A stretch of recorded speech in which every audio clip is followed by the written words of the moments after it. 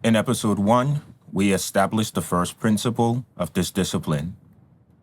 The environment is the intervention. If episode 1 revealed a fracture, episode 2 reveals the structure beneath it. Because if the environment is the intervention, then the next question becomes, what exactly is the environment carrying? This is where load distribution begins.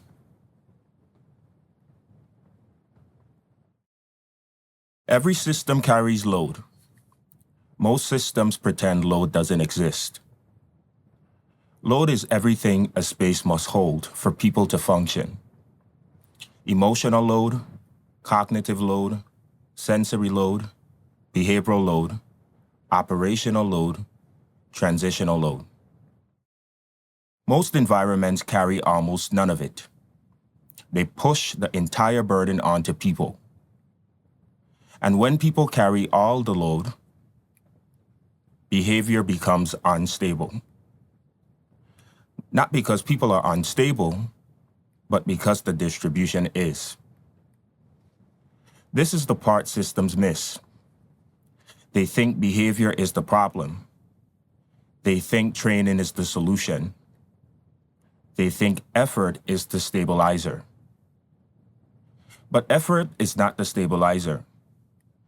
Effort is a compensation strategy. And compensation always collapses. Load is not random. It has structure. And at the base is sensory load, the raw input the environment produces. Noise, glare, movement, temperature, echo, unpredictability. Above that is cognitive load, the mental effort required to navigate the space. Unclear pathways, inconsistent rules, unpredictable transitions, conflicting cues. Above that is emotional load, the internal regulation required to stay stable. Bracing, vigilance, self-monitoring, suppression.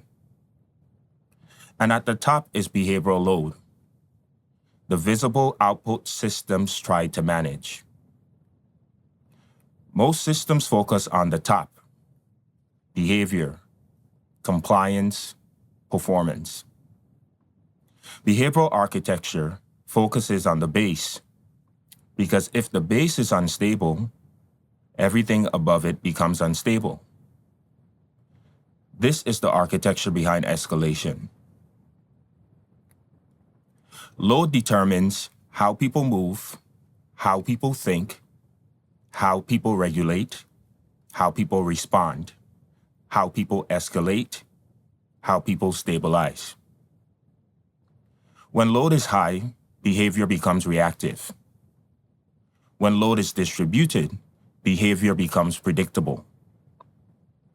This is why two people can walk into the same space and have completely different outcomes. It is not personality. It is not motivation. It is not willpower. It's load compatibility. People don't fail environments. Environments fail people. When the environment doesn't carry load, the system compensates. Compensation looks like more staff, more supervision, more policy, more correction, more intervention, more surveillance, more effort. This is why systems feel heavy. Not because the work is hard, but because the environment is not carrying its share.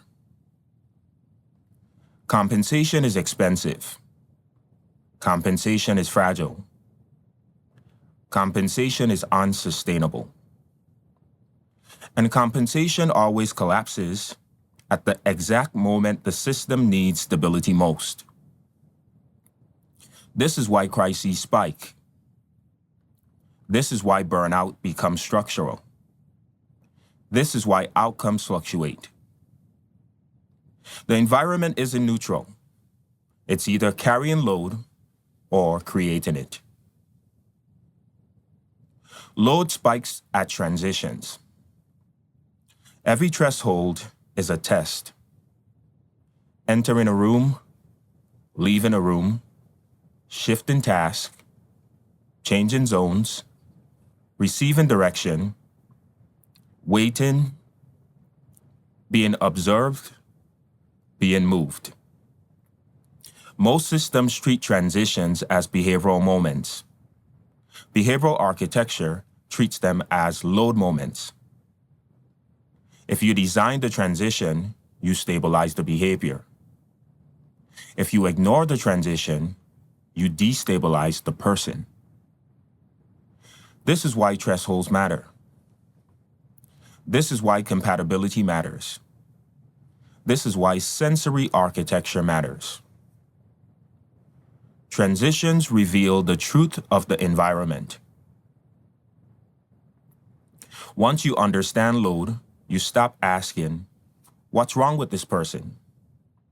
And you start asking, "What load is the environment creating that this person is being forced to carry?" That shift is the beginning of the discipline. Because once you see load, you can redistribute it. And once you redistribute it, stability becomes structural. Not enforced, not effort-based, not fragile. Structural. In episode 3, we go deeper into compatibility, the degree to which an environment supports the behavior it requires. Because load is the weight, compatibility is the fit, and together they determine stability. This is Behavioral Architecture Institute, and this discipline is built on one truth. Behavior is not the starting point. Design is.